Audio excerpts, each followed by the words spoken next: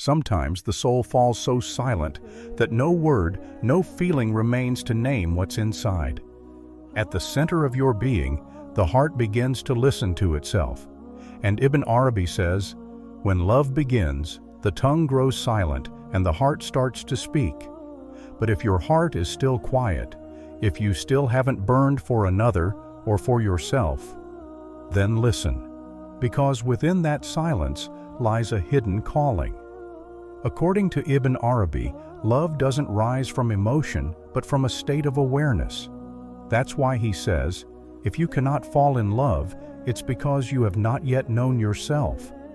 Love is the remembrance of your own divine origin, not mere affection for someone, but the echo of truth itself. When you fall in love, it is God showing His own beauty to Himself, and you are simply the mirror that reflects it. But if you cannot love, then your heart has become a veil. And to lift that veil, you must first understand why it was drawn. Maybe it's the weight of your past, maybe fear, maybe the self itself, what Ibn Arabi calls nafs, the voice that distances you from your essence. That voice whispers, "If I am loved, I will lose myself. If I burn, I will vanish." But it does not know. You cannot be reborn unless you burn. The one who cannot love is like a shadow at the center of their own being. They appear to exist, but only because light is missing. Love is the calling back of that light. It's asking the question, "Who am I?" in fire, and hearing the answer, "You are mine." Ibn Arabi calls this divine resonance the reality of Muhammad, the essence of existence, the source of all love, the breath of creation. And when you say, "I cannot fall in love, my heart is closed," Ibn Arabi whispers to you, your heart isn't closed, it's just facing the wrong direction. When the heart doesn't face truth, it looks toward the world, and when it looks at the world, it sees only what's missing. Where there is lack, love cannot grow. Love is a call toward wholeness. And when you don't hear that call, you begin to search outside for a face, a voice, a touch. But all of these are temporary. Ibn Arabi says, "The one you fall in love with is but the beauty of God reflected." You see His beauty through a human face. That's why true love isn't about possession. It's about witnessing. Not "I want you," but "through you, I saw Him." That's the moment love burns you but does not destroy. It purifies, it consumes, and then it births you anew. You are no longer in love. You have become love itself. But to reach that, you must first learn silence. Because love is not born in crowds, it is born in stillness. And Ibn Arabi says, every love is God's desire to see His own beauty. So when you fall in love, it is He who is gazing upon Himself. And if you cannot fall in love, don't be afraid. It's not that you cannot love, it's that your gaze hasn't yet turned toward Him. Within every human being are two gazes, one that looks outward and one that looks inward. The outward eye searches for what it can see. The inward eye asks, who is it that sees? The one who cannot fall in love keeps looking outside. But Ibn Arabi says, turn within, because the one seeking you is none other than yourself. That is why love does not begin in another. It begins in you. It begins in you, but it does not end there. Because what you call I is nothing more than His breath, and love is the longing of that breath to return to its source, like a river born of the sea, yearning to flow back to it. If you cannot love, perhaps you are still lost within the river, thinking you are the flow, forgetting the ocean. As Ibn Arabi says, everything is from Him, through Him, and returns to Him. That's why love is not a choice. It's a remembrance. When you remember, love appears. When you forget, loneliness follows. The one who cannot love is the one who has forgotten, and the cure for forgetting is remembrance itself. How do we remember? By returning to silence, by listening to the heart, by not being afraid to cry. Because tears are the oldest language of divine remembrance. Ibn Arabi says, tears are the prostration of the heart, and prostration is not only to the ground, it is to the very essence of being. So when you cry, it is your heart bowing in surrender. And so today, if you cannot love, be silent. Just be silent and listen. Listen to that ancient echo inside your chest, that forgotten prayer that whispers, "I created you to love." And in that moment, love begins. But when love begins, the old self dies, because love seeks to dissolve the ego. The ego resists, the heart burns. The burning lasts long, but in the end, only he remains. IBN Arabi calls this state fana, to exist in annihilation. You disappear, but existence recreates you in its own image, and then you understand. There was never such a thing as being unable to love. It simply wasn't your time yet. Because divine love never knocks too early. It waits for the heart to ripen, like a seed that splits the soil only when ready. So if you cannot love today, you may burn tomorrow, because divine love does not look at time. It looks at maturity. When the heart is ready, the call arrives. And when that call comes, the whole world falls silent. Only the heart speaks. I am you. When love begins to burn in the human heart, nothing remains the same, because that fire strips you of yourself. IBN Arabi says, the lover no longer owns himself, for love is not possession, it is surrender. This surrender is not the work of the mind, but of the heart. The boundaries drawn by intellect melt in the heat of love, for the mind measures, but love overflows. In the language of love, there is no why, no because. There is only He, and He is within everything. According to IBN Arabi's teaching, love goes beyond emotion. It is the very reason existence was created. I was a hidden treasure. I loved to be known, and so I created the world. These words, they are the first echo of love itself. For God created out of love, and thus love became the very essence of existence. Human beings were made both the mirror and the witness of that divine love. So if you cannot love, perhaps your mirror is simply covered in dust. Every heart was created to reflect His manifestation, but the ego, what IBN Arabi calls nafs, fogs the glass. According to IBN Arabi, the truth of love lies in unity, wahdat, the realization that all beings are born of the same one. When you say I and forget the source of that I, separation begins, and when separation begins, the heart freezes. To be unable to love is to be frozen, for love is the warmth of being, the warmth of God's own breath. That first divine breath that animated creation still moves through you, but when you forget it, your soul grows cold. IBN Arabi says, every lover loves only God, for there is none other. This truth unites all loves. Whoever you love, that love is but a call from the divine source. When you love someone, that feeling is the echo of God within you. But if you are unaware, you see only the person. When awareness comes, the veils lift, and you no longer see the person, but the divine face within them. Love frees you from duality, because what appears as two is merely the shadow of one. When you say me and you step into the shadow of separation.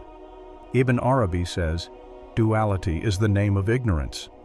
Truth is the awareness of oneness, and love is the fire of that awareness. If you cannot love, it means you still build walls between you and Him. And as long as that wall stands, love cannot enter. In IBN Arabi's vision of Wahdat al-Wujud, the unity of being, everything is Him. The mountains, the stones, the sea, the human, all are reflections of His presence. When you look at a flower, you see His breath. When you look into a heart, you witness His love. But habit blinds the eyes, because everything you grow too accustomed to pulls you away from truth. To be unable to love is, in fact, to be too accustomed, to see yourself, others, and life as ordinary. Yet love makes the ordinary sacred.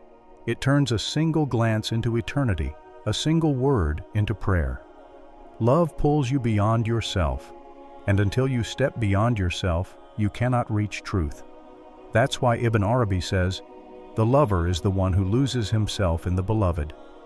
The language of love is not I, but you. It's not I love you, but you are the one being loved within me.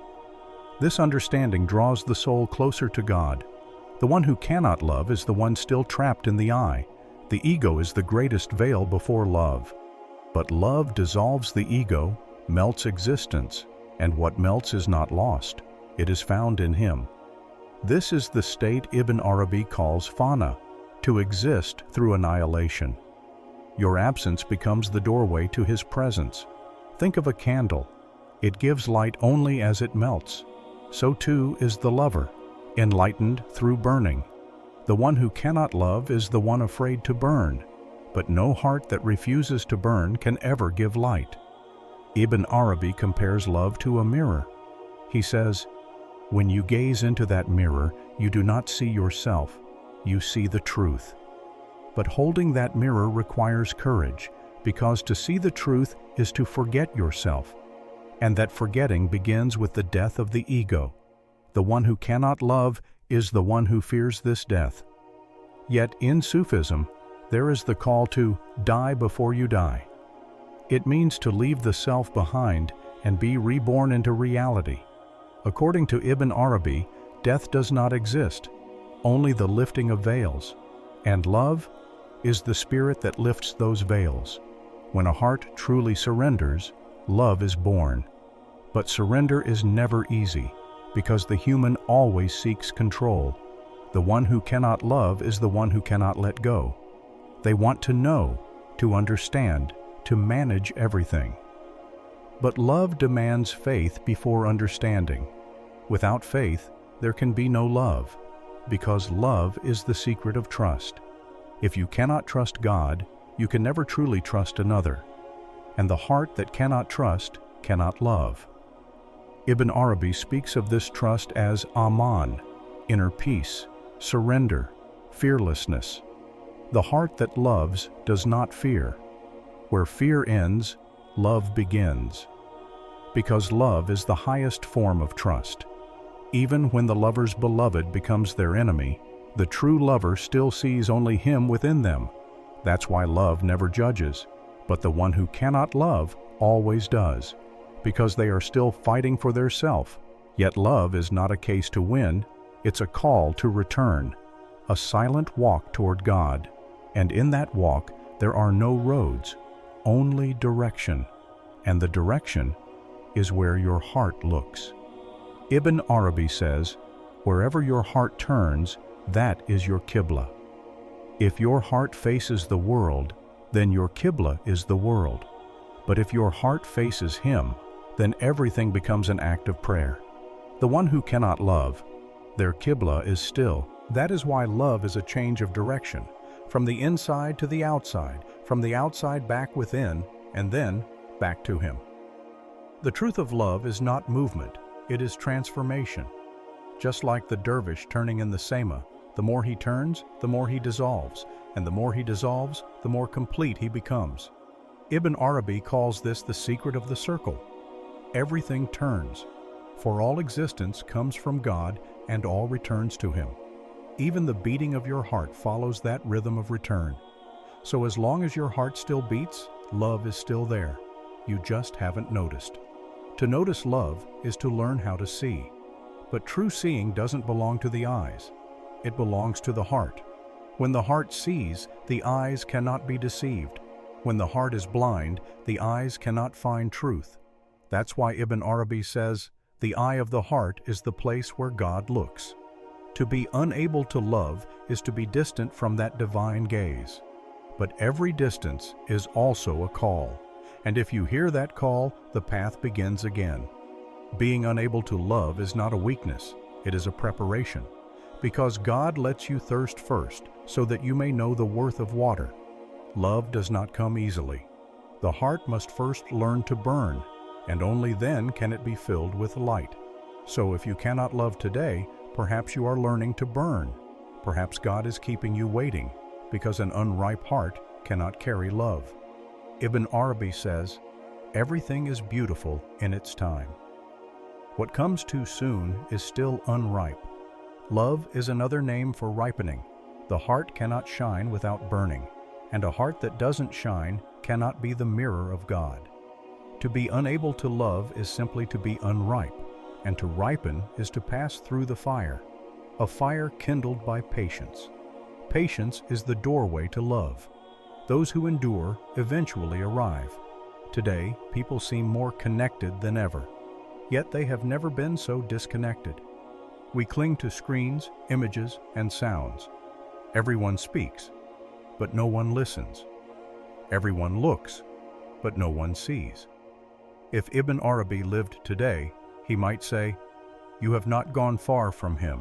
The noise has only grown louder." Love has lost its echo in the noise of this age. Until hearts fall silent, its voice cannot be heard again. Modern souls knock on hundreds of doors seeking love, but behind each door, they find only their own echo. Because love itself has become a performance. It's no longer a state of being. It's a show. We say, "I love you," but what we really mean is, "Please love me." We say we want to connect, but what we crave is to be seen. Yet Ibn Arabi's love does not seek approval. It seeks dissolution. It doesn't teach you to be loved. It teaches you to vanish in loving. He says, "A love that does not dissolve you is not real." But modern man fears this disappearance because everything today revolves around the self. We keep rebuilding the me, in profile pictures, in words, in achievements, in relationships. But beneath all that construction lies fear. What if I am not loved? What if I lose? What if I am forgotten? And that fear suffocates love. Love requires courage, because to see truth, you must go beyond the curtain, and that curtain, most of the time, is yourself. According to Ibn Arabi, the greatest obstacle to love is the ego. Modern life feeds the ego. Advertisements whisper, "You are special." Social platforms shout, "You must be seen." But with every eye, the heart grows smaller. Sometimes being unable to love is simply being too full of yourself. You build your own story so large that there's no space left for his. Yet in the language of Sufism, the heart can hold only one beloved. If your heart is already crowded with 1,000 things, where will love reside? Ibn Arabi's teaching of unity, wahdat, can be understood today as wholeness, to be one with yourself, with humanity, with nature, and with God. But the modern mind is fragmented. One part chases success, another seeks peace, another runs from loneliness. Inside us there is war, and in war, love cannot dwell, because love requires oneness. If you are not at peace with yourself, you cannot unite with anyone else. Today's love is often like looking into a mirror to find your own reflection. We look at another person, but only to see ourselves. We crave their love not to give, but to be validated. If they love me, I must be worthy. But love is not a search for worth. Love is the source of worth. As Ibn Arabi says, God is the creator of love, and man is its reflection. When you love, you already carry something sacred. What gives you value is not being loved, but awakening through love itself. Yet modern man chooses possession over awareness. We want to own what we love because we fear loss. But love cannot be held. It flows, like water, like wind, like prayer. Ibn Arabi says, love is not something you possess, it is something you become. Love is not a feeling. When you truly begin to love, you will realize it was never about another person. It was always about him. Every heartbreak, every silence, every longing was a thread pulling you closer to the center of your own soul. Love was never something you found. It was something that had been waiting within you all along. When the heart remembers its origin, love returns home. So tonight, don't search for someone to complete you. Sit in the quiet, close your eyes, and whisper, Ya Allah, teach me to love as you love. Because when the heart learns to love like that, nothing feels missing anymore. The ache becomes prayer, the silence becomes remembrance, and even your tears become light. Before you leave, pause for a moment and tell me in the comments, what does love mean to you now? Maybe it's trust. Maybe it's surrender. Maybe it's the peace you've been chasing all along. Write it down because your words might become the reason someone else remembers theirs. And if this journey touched something deep inside you, don't forget to subscribe to the channel. There are still so many secrets to uncover, so many divine whispers to listen to together. Let's keep walking heart to heart toward the one who is both the lover and the beloved.